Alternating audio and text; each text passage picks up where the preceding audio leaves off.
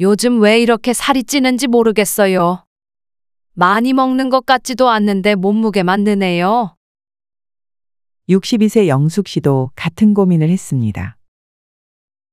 영숙 씨는 퇴직 후 여유로운 시간을 즐길 수 있겠다고 생각했습니다. 매일 좋아하는 음식도 조금씩 즐기면서 편하게 지내고 있었는데요.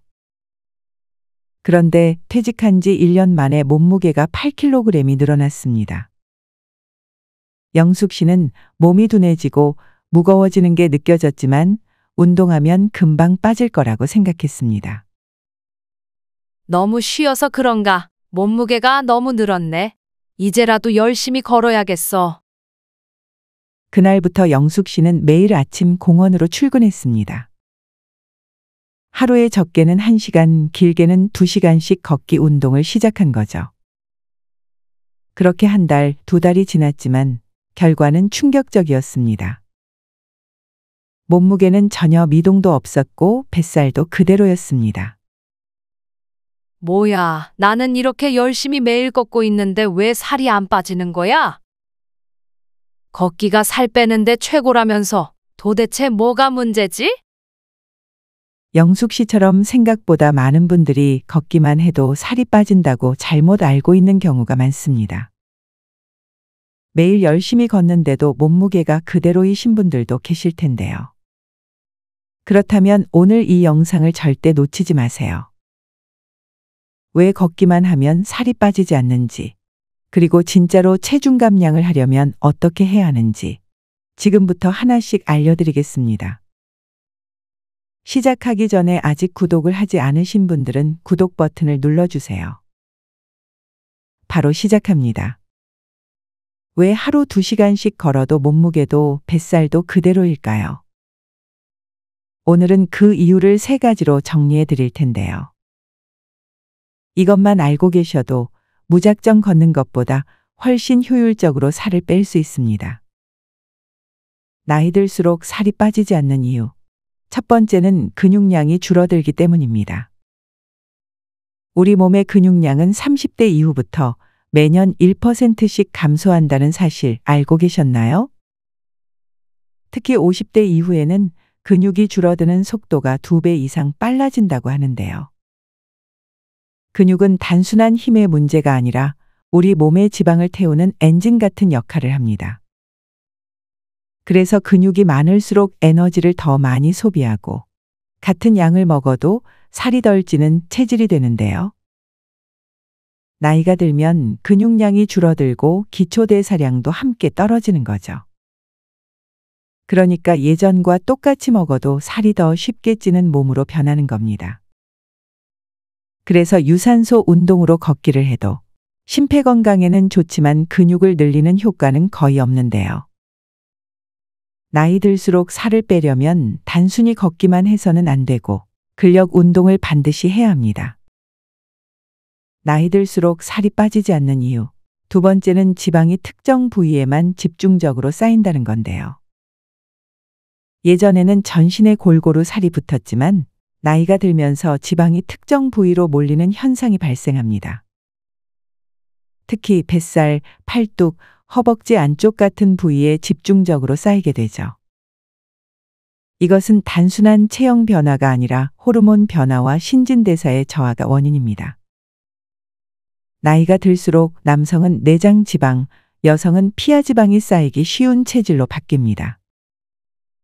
그래서 예전처럼 조금만 덜 먹어도 살이 빠지던 방식은 더 이상 통하지 않는 거죠.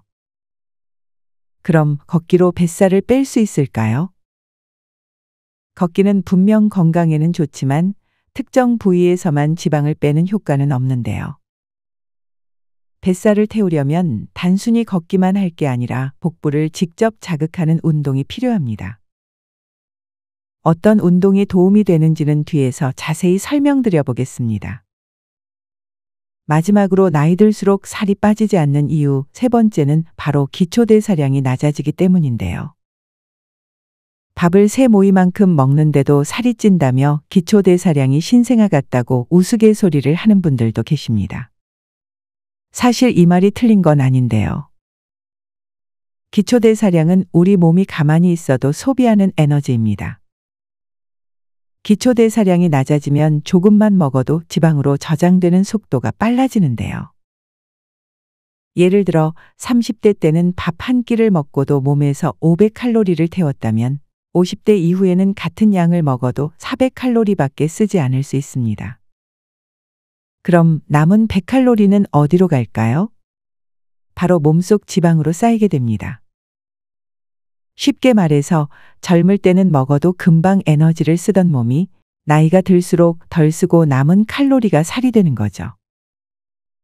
그래서 예전처럼 똑같이 먹고 똑같이 운동해도 살이 덜 빠지는 것입니다.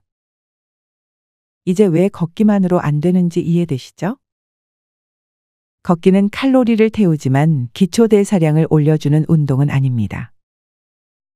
기초대사량을 올리려면 반드시 근력 운동과 올바른 식습관이 필요한데요.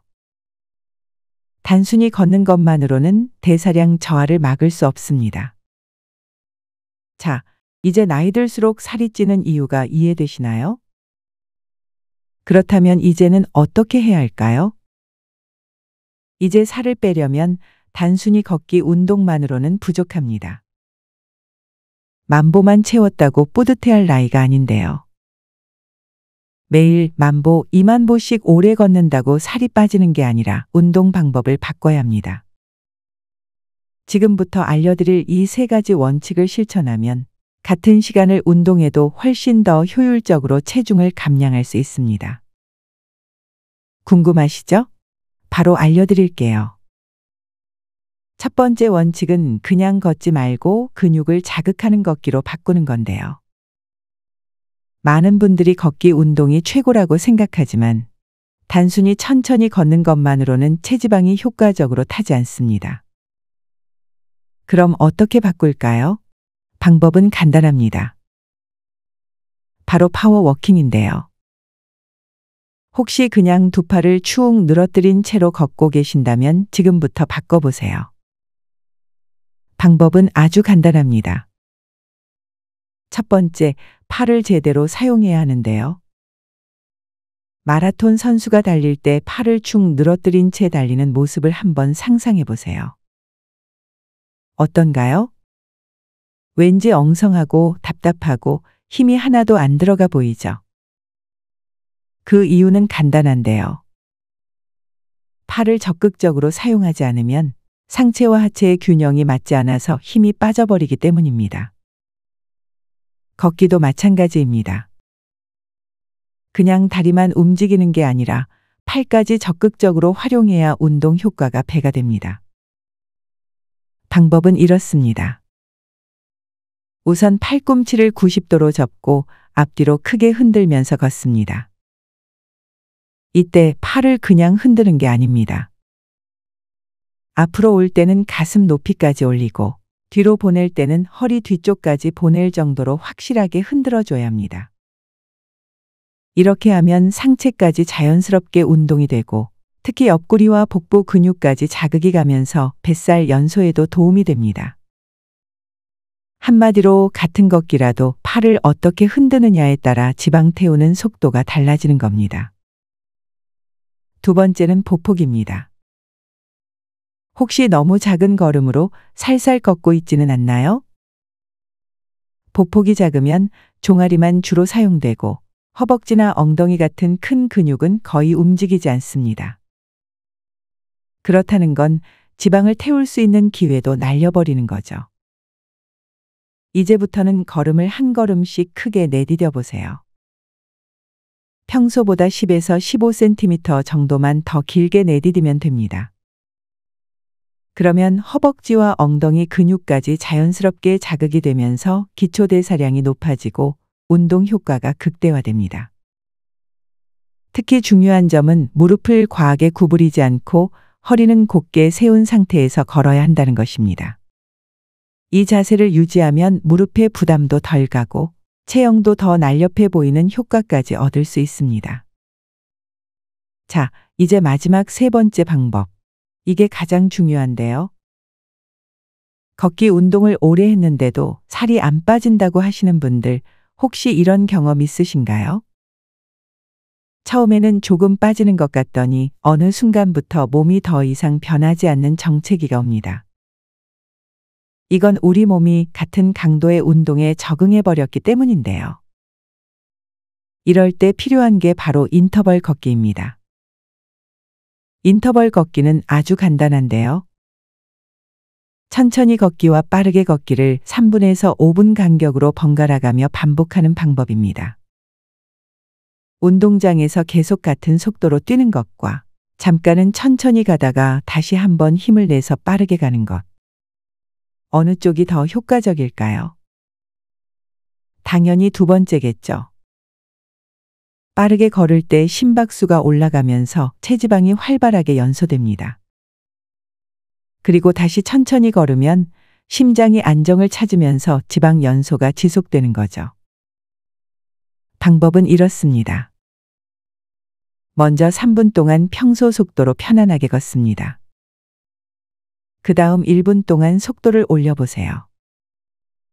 팔을 더 크게 흔들고 보폭을 더 넓히면서 마치 살짝 뛰는 느낌으로 빠르게 걸어보는 겁니다. 이 1분이 끝나면 다시 3분 동안 평소 속도로 걷습니다. 그리고 또다시 1분 동안 빠르게 걷는 겁니다. 이 과정을 반복하면 됩니다. 이렇게만 해도 단순히 일정한 속도로 걷는 것보다 체지방 연소 효과가 1.5배에서 많게는 2배까지 증가합니다. 게다가 체력이 점점 길러지면서 지치지 않고 더 오래 걸을 수 있는 몸으로 변하게 됩니다. 이제 걷는 게 지루하고 효과가 없다는 생각이 들지 않으시겠죠? 지금부터라도 걷기 방식을 바꿔보세요. 팔을 크게 흔들고 보폭을 넓히고 인터벌 걷기를 추가하는 것. 걷기 운동에서 이 세 가지만 실천해도 훨씬 더 많은 지방이 태워지고 뱃살도 빠르게 줄어들 겁니다. 그럼 이제 나이 들수록 쉽게 살을 빼기 위한 두 번째 원칙을 소개해 드릴 건데요. 운동을 해도 예전처럼 살이 잘 빠지지 않는다고 느끼신 적 한 번쯤 있으실 겁니다. 조금 덜 먹어도 예전처럼 효과가 나지 않고 똑같이 걷기 운동을 해도 체중이 그대로일 때 도대체 왜 이렇게 살이 안 빠질까? 이 질문에 대한 답을 알고 싶다면 지금부터 집중해 주세요. 오늘 이야기할 두 번째 원칙. 나이가 들수록 걷기만으로는 부족하기 때문에 하루 10분이라도 근력 운동을 추가해야 합니다. 여러분, 기초대사량이라는 말을 들어보셨을 텐데요. 이건 우리가 가만히 있어도 몸이 소비하는 에너지 양을 의미합니다. 나이가 들면 자연스럽게 기초대사량이 줄어들고 똑같이 먹어도 살이 더 쉽게 찌는 이유가 바로 여기에 있습니다. 그렇다면 기초대사량을 다시 높이려면 어떻게 해야 할까요? 해답은 간단합니다.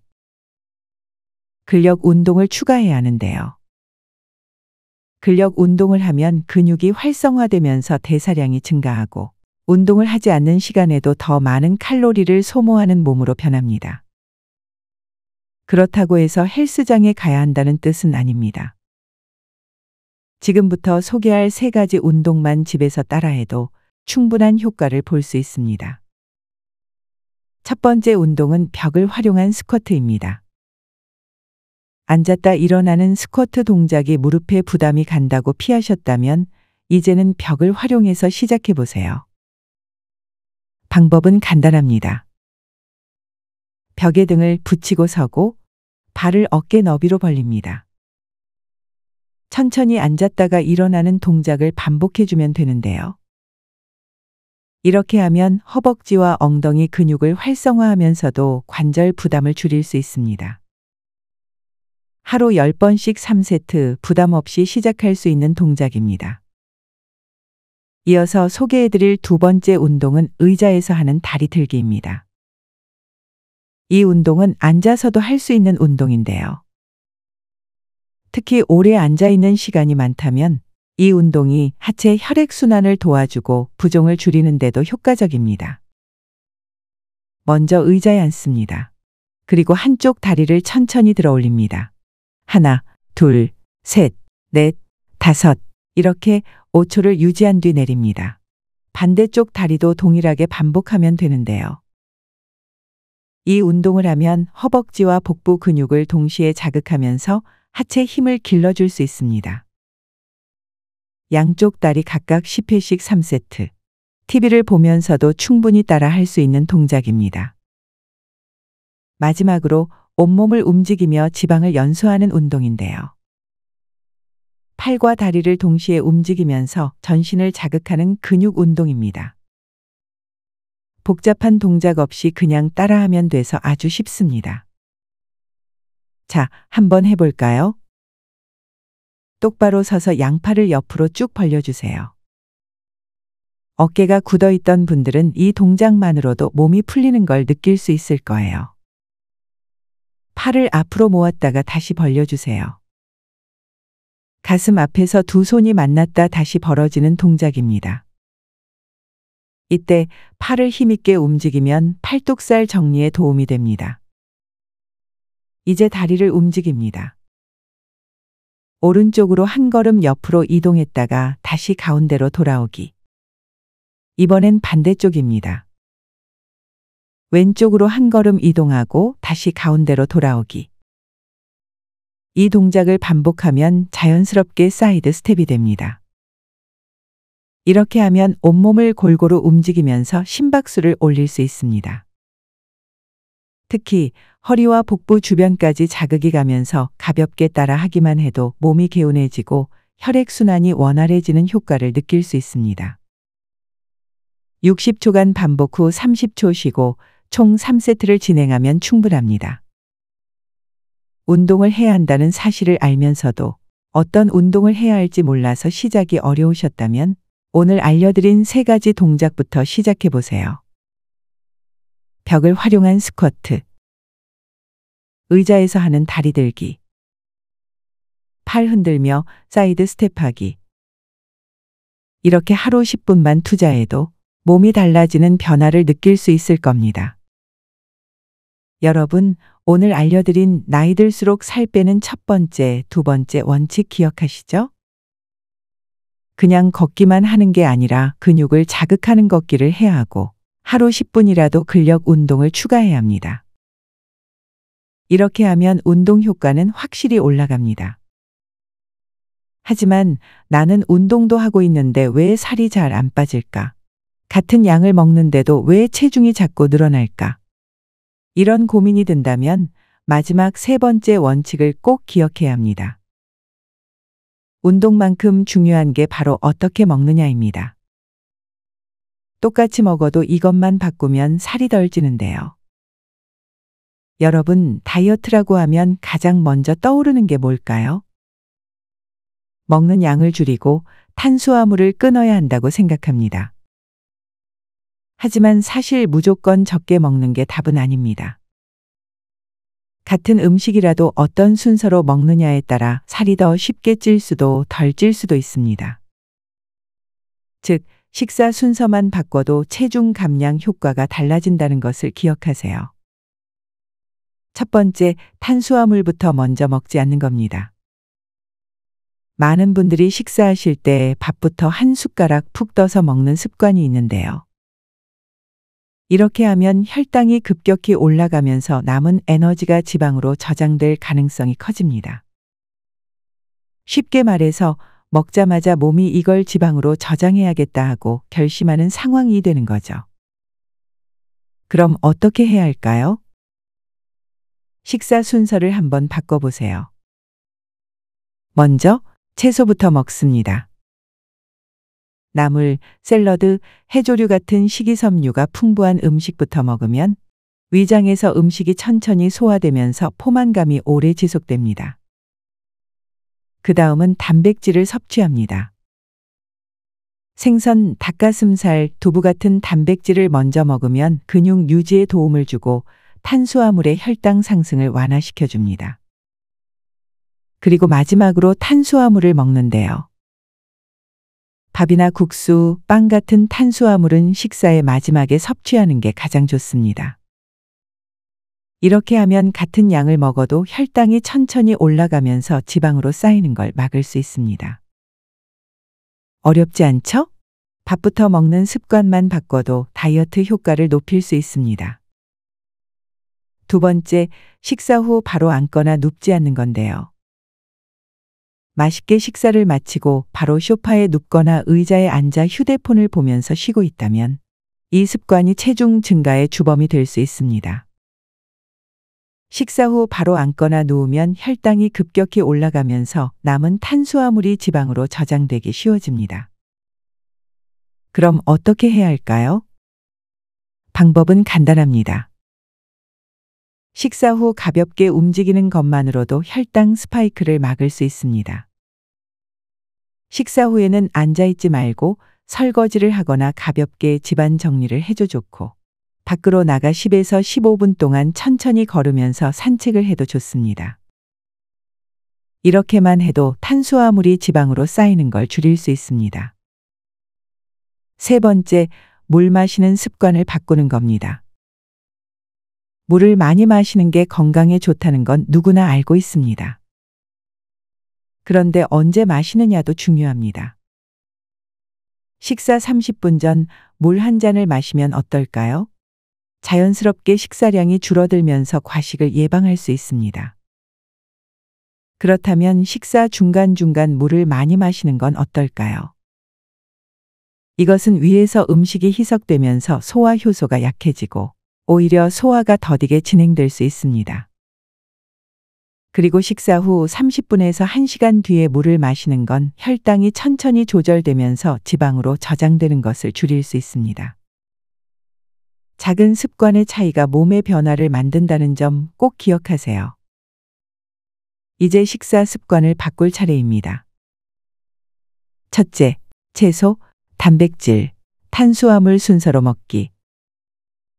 둘째, 식사 후 바로 앉거나 눕지 않고 가볍게 움직이기. 셋째, 물 마시는 타이밍을 조절해 혈당 관리를 돕기. 이 세 가지만 실천해도 같은 양을 먹으면서도 살이 덜 찌고 다이어트가 훨씬 쉬워질 수 있습니다. 이제 운동과 식사법까지 다 알게 되셨죠? 이제부터는 실천할 차례입니다. 오늘 알려드린 세 가지 원칙, 처음부터 완벽하게 다 하려고 하지 않으셔도 괜찮습니다. 하나씩만이라도 시작해 보세요. 그 작은 변화가 쌓이면 어느 순간 거울 속 내 모습이 달라져 있을 겁니다. 천리길도 한 걸음부터라는 말이 있죠. 지금 여러분이 내딛는 작은 한 걸음이 앞으로의 건강을 바꾸는 첫 번째 시작이 될 겁니다. 이 영상이 도움이 되셨다면 구독, 좋아요, 알림 설정까지 잊지 마시고 주변의 변화가 필요한 분들에게 공유해 주세요. 잘될 라디오는 여러분의 건강한 변화를 응원합니다. 다음 시간에도 더욱 유익한 이야기로 찾아뵙겠습니다. 함께 해주셔서 고맙습니다.